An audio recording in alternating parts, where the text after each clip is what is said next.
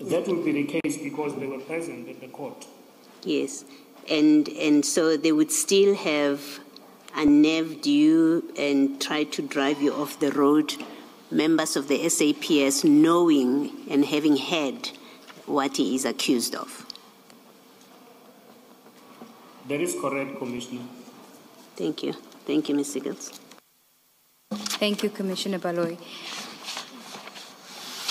Then, Witness A, if we can go to page 9 of your statement, you start a new topic there, and it is titled Initial Links to Kantiso Molefe in the Swart murder.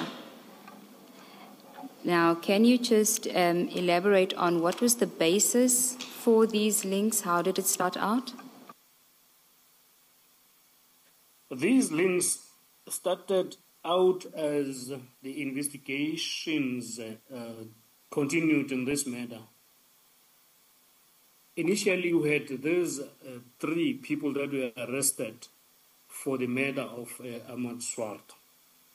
And then when we did our initial investigation in what will be termed as cell phone communication investigation, we could see that there was actually a person behind the murder who was high up and who was actually ordering the hit of Swart. And then that person was initially identified as Kantiso Molefe, who was then later arrested in this case.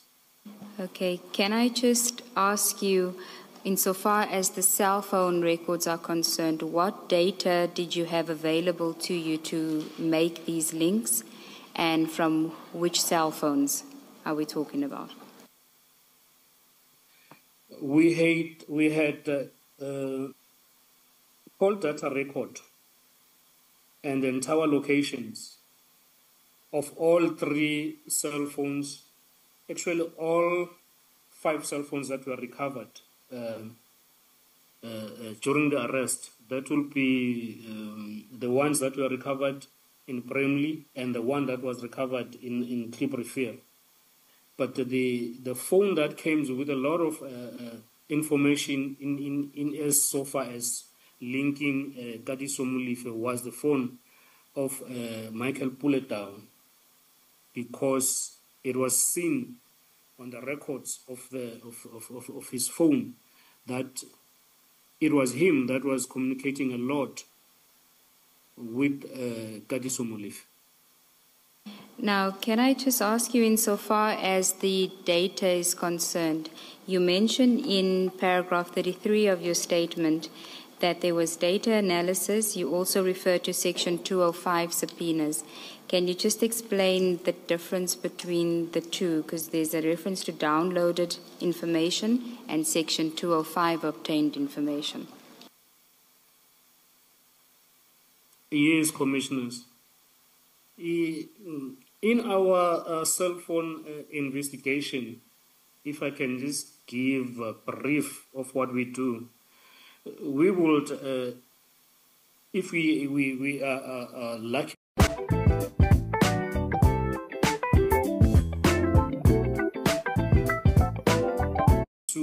the investigation to see who he was communicating with, maybe in the tower locations, which will be the movement of the phone in relation to the suspect as well.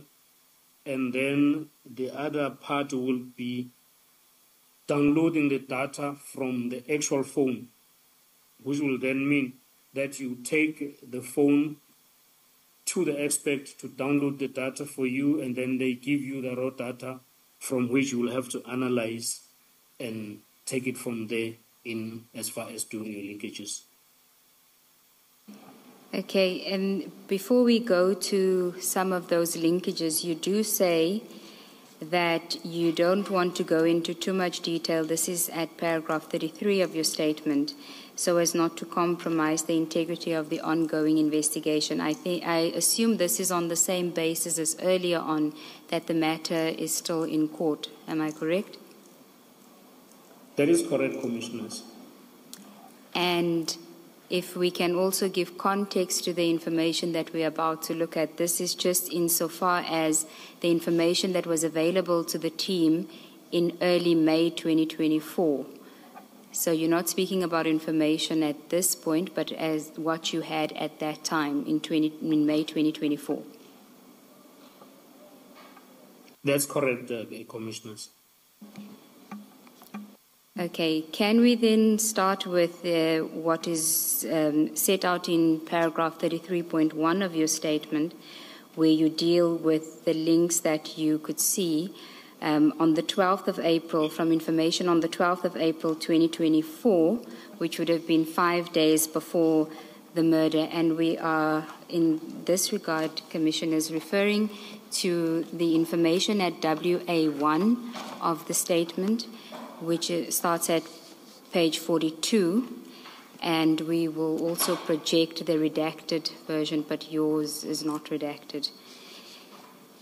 And witness A, if I could, we're going to screen share, if I could ask you to only deal with the version that is on the screen, because that's the redacted version.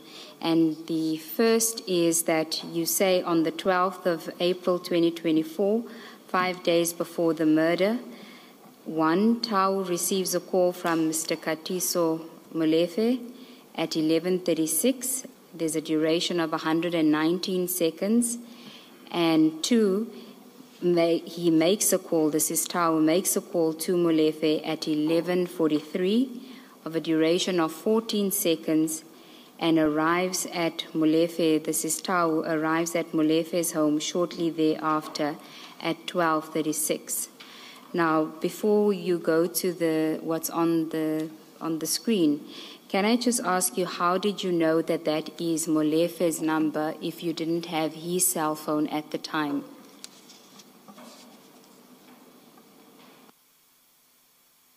Yes, Commissioner. Before we could start and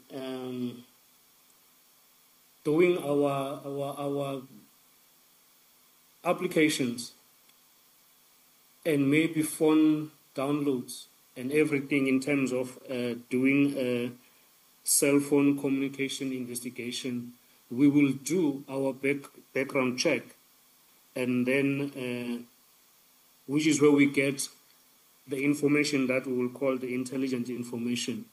So at the background, we already had Kantiso Molefe's cell phone number.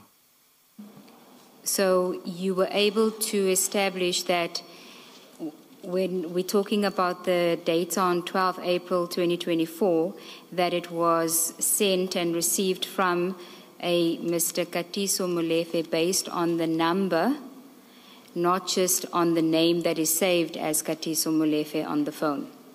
You actually verified that the number is his number. Yes, the number suits the number that we had for our intelligent purposes. Okay, thank you.